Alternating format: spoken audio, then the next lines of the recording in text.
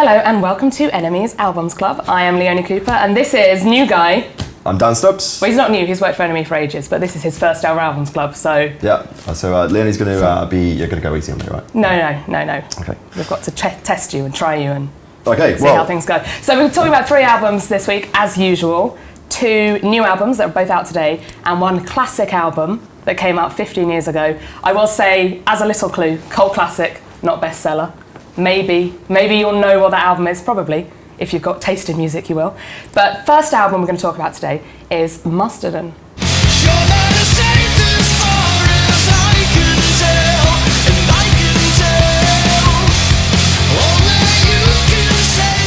So, Emperor of Sand, Dan. Now tell me a little bit about what a Mastodon is. Well, I mean, I believe it might be a dinosaur or some sort of prehistoric creature. Yeah. There's a vague memory from childhood there of reading about it. But in this context, it is a metal band from where is it? From Atlanta, Georgia. Right, So the South. They formed in 2000. Now this, Emperor of Sand, is their 7th album. Yeah. And it's pretty damn good. It is actually excellent, isn't it? It is excellent, yeah. I mean, I think there's a few things in life that they have to fight hard to be taken seriously. So things like horror films and comics and... Lord of the Rings. Well, quite. Things with goblins in them. Goblin-related things. And heavy metal is known for its relationship with goblins. But heavy metal is definitely... There's a Venn diagram involving all of these things, I think, and heavy metal's there. Is Magic the Gathering on That's there as also well? in there, yeah. Is Dungeons and Dragons also here? Absolutely. But heavy riffs. Yes. This is a very good Venn diagram I'm drawing here. I mean, I've lost track of it, but... It's fantastic. But I think what I was going to say is that Mastodon somehow have become a heavy metal band that are taken seriously. So They've had like Grammy nominations and stuff. They're very well they might regarded. have won a Grammy, I believe. I don't know. Yeah, hell, why not? look Yeah, it up. give them a couple of Grammys. But they're very well regarded. Lots of musicians, like people like Ryan Adams, like Mastodon and things like this. People think they're the shit, and they kind of are. And the I like last them. album was kind of their sort of mainstream breakthrough in a way, and this one picks up from there. But it doesn't really do it in a kind of we're going Foo Fighters sort of way. This is a proper metal album.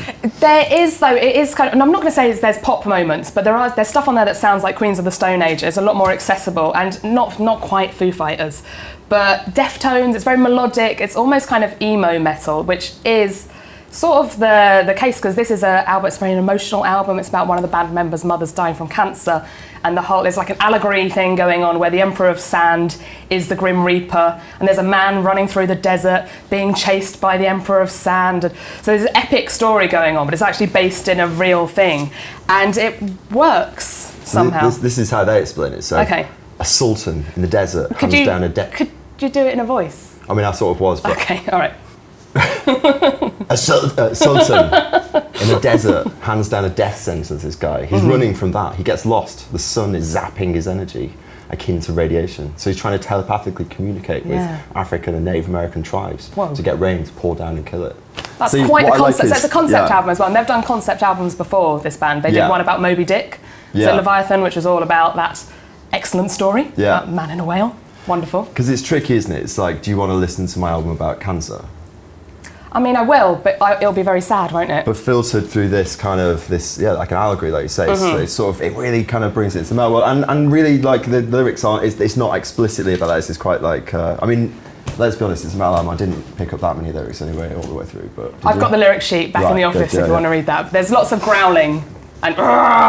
And amazing riffs. Sorry, really big. Yeah, I'm not particularly a riff person per se. But you know when you hear a good riff, like, oh, you know what, I'll have that riff. That's fine. I don't want riffs all the time. I don't want to be battered by riffs. I think in an alternate universe, when I was a again. teenager, I could have become a metal fan and like a real serious metalhead. Really? But when I listen to something like this, does it bring out just tickles that part, but I never really went down that path too much. But, okay. But yeah, maybe now's your chance. Download Festival this year, Dan. Well, yeah. I mean, got time to grow a beard. I can see you have potential. Yeah, I mean, this is like... in the sense that it's like we were saying, a proper metal band that does get taken seriously, but still does those rules. Like the album cover here is like This is a Metal as Fuck album cover. It's got a guy with a skull, and like a sort of horn helmet. There's kind of weird like arms coming out of him. He's in a desert landscape. This is the you kind look like of you're thing, about to belly dance. There. Yeah, almost. Yeah, this is the kind of thing. If I saw this when I was like 13, I would have probably wanted this on the strength of it. Or been like that's epic. I need that in my life. These are men in their 40s though who've released this album. There was a Megadeth single that I bought purely for that reason. Just had like a skeleton with shades on coming out of a pool of toxic waste. That does sound very cool. This is it. This is I want that on a t-shirt. Yeah, I mean it would be good. But so it's kind of like I wonder. I was listening to it thinking like, you know, obviously that they are the connoisseurs metal band, but is this going to be a gateway metal album for kids as well? Do you think? Well, I think possibly, because I was saying earlier about that sort of pop element, that melodic element in it. It's not as, I mean, it is brutal, but there's a softness to it as well, which I think comes from the emotional content, and it is quite accessible. There's a song, is it Show Yourself? Which is just like the kind of, I think the Queensy one. Yeah, the Queensy one, but it's sort of like the poppiest thing they've ever done, and it's like, it's quite a sing-alongy number too. And so a man called Troy from this band has been working with a man called Troy from Queens of Stone Age in the band Gone Is Gone. Two Troys. Two Troys, yeah. Not going to war. Instead, they're quite the opposite. But they've had an album out called Gone Is Gone. The band Gone. I think it's the same name as band's title. Anyway, so they have been working together, and I don't know if that's aware reflected. Of each other. But I'm going to say, if you liked Like Clockwork, that you should get this album while you're waiting for the next Queen's album. It's kind of fun as well. I know it's about a serious subject as well, but it's a fun record to listen to as well. I listened to it on the way to work today. Really set me up for the day. It's bloody great, isn't it? It's Metal Fridays in the office today. I don't know how I will celebrate. Maybe with a tankard of mead. Yeah. Because it's actually mead. Beetroot tea, which is not that good. Send mead. Yeah. Anyone out there works for a mead company. Fantastic. So Mastodon, a great album. How many out of 5 would you give it, Dan? I was going to give it a solid 4. I'm going to give it a solid 4 as well. Okay. Fantastic. It's 8. 8. That's 8 out of 10. Yeah, brilliant. The next album we're going to be discussing is Lydia Ainsworth with Darling of the Afterglow. I could float here forever. In the blue, I'm suspended in tea. Okay, so this is Darling of the Afterglow by Lydia Ainsworth. Now, I got this album sent to me at the beginning of the year. I will admit that I had never heard of Lydia Ainsworth before, and this is her second album. She's from Toronto. She's a classically trained singer, composer, songwriter person. I think her first album came out in 2014.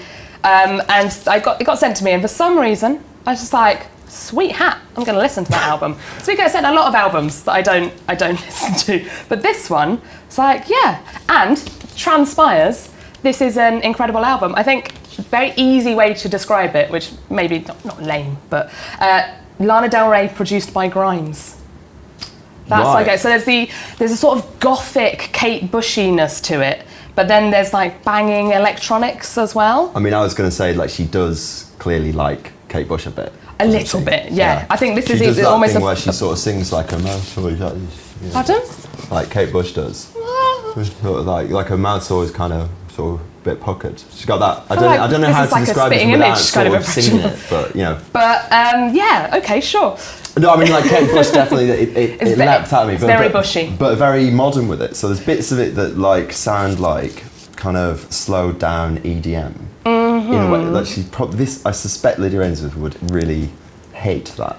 Hate to be called slowed down EDM. It just has that kind of like little kind of electronic. Like, there's a bit you sort of expect a big kind of drop at some point. So it never comes. It builds, but it's like very textured. There's a lot going on. So I think she's like been playing cello since she was a kid. She studied like music composition at university. I think it was even like film scoring or something. So it's very dramatic.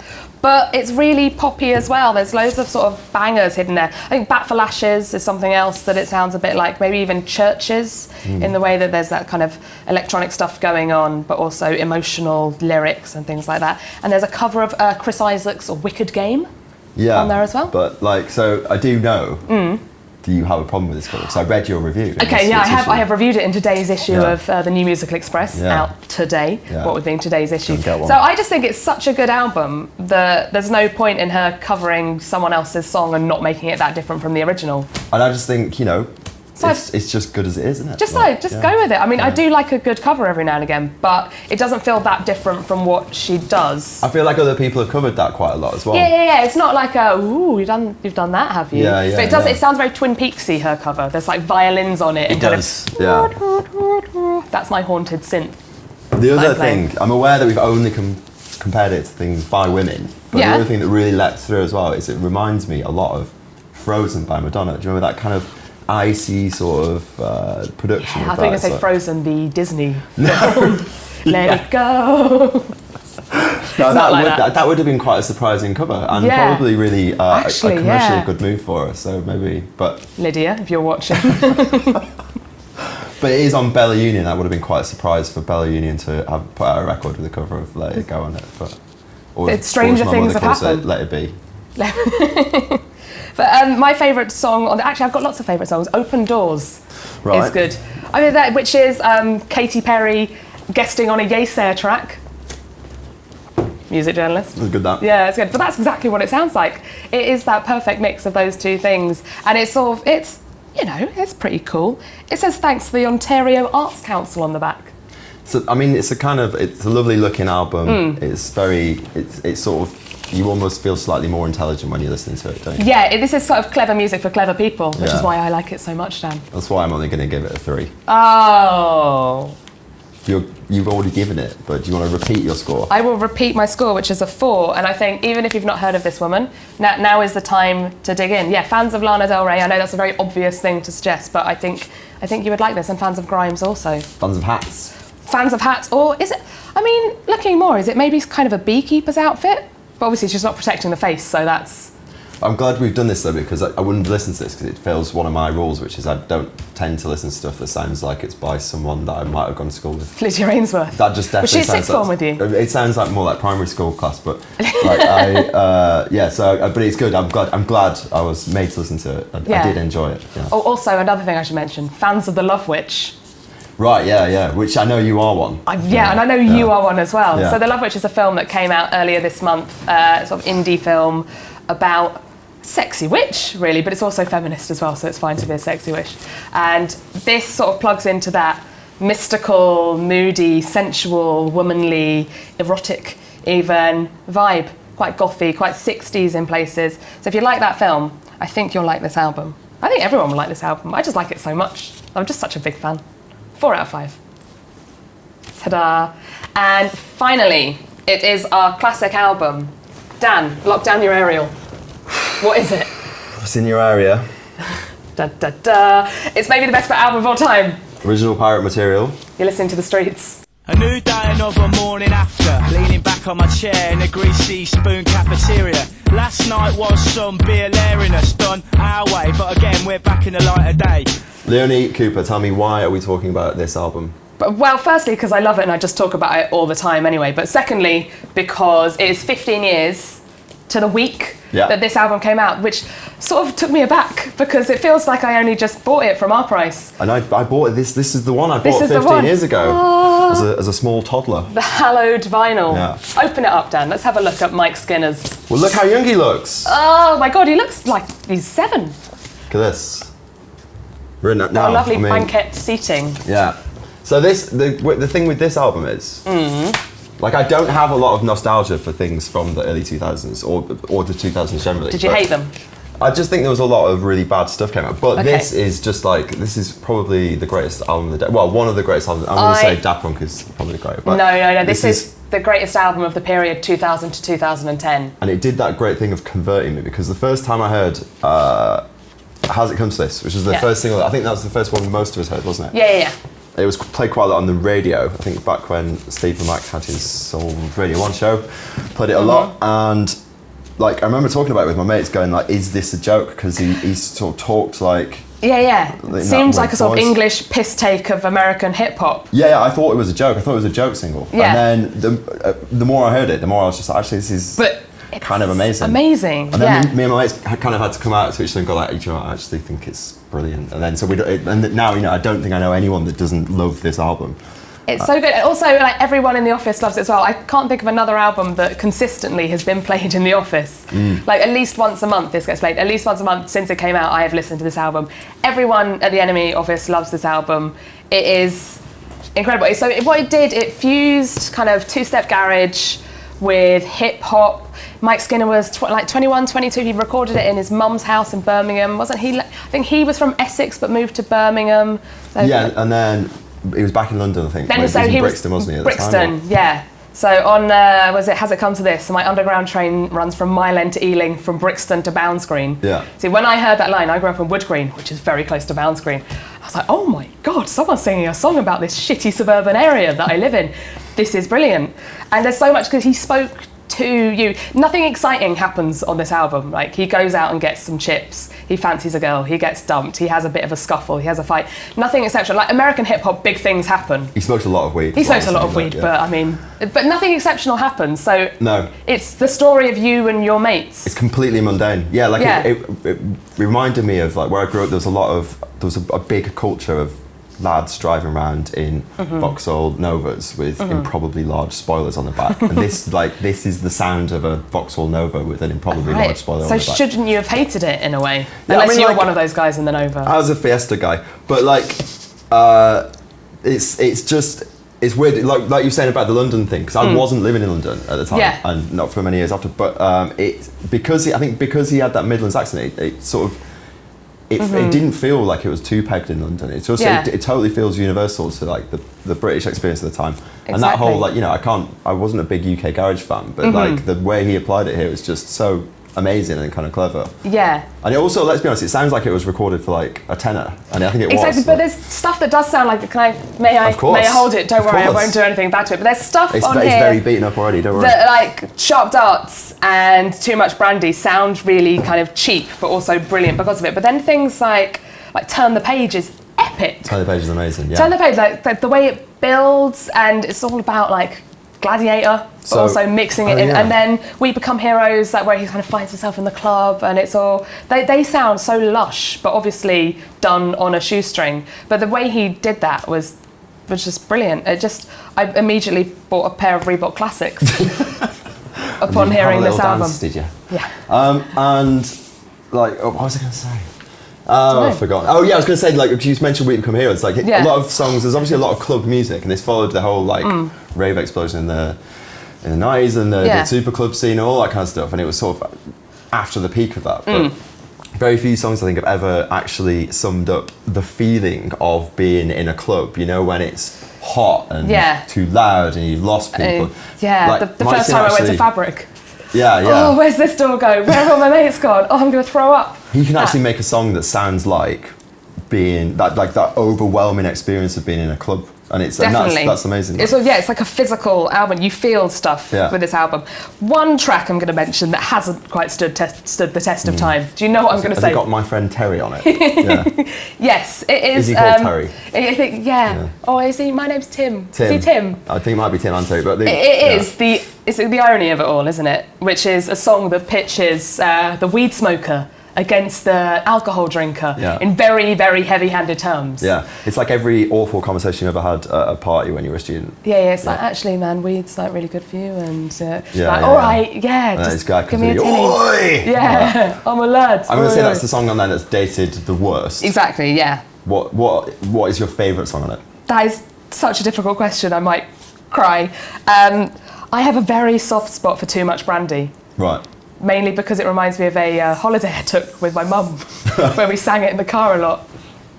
Just picture that, me and my mum singing Too Much Brandy. Rah rah, it's all back to the Dog Star. You can buy buy T-shirts in the Dog Star in Brixton that say rah rah, it's all back to the Dog Star. So many quotable lines on this album. I feel like everyone should do that tonight, or should we in homage to this is Kestrel House, isn't it? If I wasn't going to see Jamiroquai tonight, I would be going to the Dog Star. Yeah. Rah rah. Also, I live in North London. I'm going to on a controversial note though and say that A Grand Don't Come for Free is better. Oh no! It is good, but just the whole thing. Oh, stay positive. So sad at the end. Turn the page. So epic at the beginning. Has it come to this? Oh. Let's push it. Sharp Darts. Should we go and put it on? Yes. I love it so much. Thank you, Mike Skinner, for this amazing album. So how many more Streets albums were there? Like 5 Streets albums? There weren't that many. In all? Was there like 4? I think, yeah. Even the last one was good, but he's gone kind of underground recently. He does these other things, different projects, DJ. Is it Tonga, that kind of thing he does up in Manchester? Book. He's like, yeah, he's still kind of busy, but has gone very kind of not underground. It'd be really good though, wouldn't it, if he did a little Glastonbury reunion thing. Seriously now. Yeah, come on, Mike. Seriously, make you fucker. To quote the album. What are you giving it? If you're watching, come on, do this album in full. Would be good. I think it's inevitable. I hope it is. I hope it is. Like the Oasis reunion, it's inevitable. Exactly. It's going to happen. It's just a matter of time. If LCD did it. Yeah, they did it like immediately as well. Exactly. What are you giving it, retrospectively? It was a 5 out of 5 then. It was a 5 out of 5 years ago, and it remains a 5 out of 5. It's 5 from me too. 10. It's a 10. It's a tenner. Go and put it on now. You've definitely got it. I love it. I love it so much. A major talent has arrived. NME. That's what we said. Stand by it. Thank you very much for watching this week's Album Club. We'll be back next week. Bye.